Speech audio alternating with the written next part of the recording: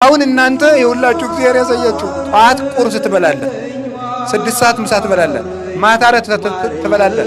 ጠዋትም ሆነ ማታም ሆነ ሁለተኛ ቀን ማክሰኞ ቁርስ ትበላለህ፣ ምሳ ትበላለህ፣ እራት ትበላለህ። ጠዋትም ሆነ ማታም ሆነ ሶስተኛ ቀን እያልክ ሳምንት ሞላ። ሰውየው ምንድነህ? በሬ። ለምን ሰው ከሆንክ ምንድነህ ብያችኋለሁ። ነፍስ በሉ እስኪ።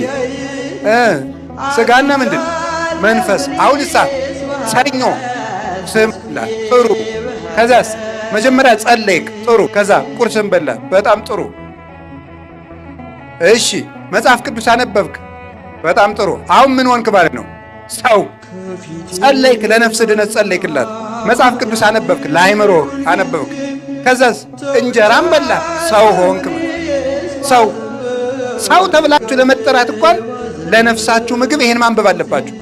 አይው ሐኪሞቹ በጣም ባላንስ ዴት ነው የሚሉት። ምንድን ነው የሚባል?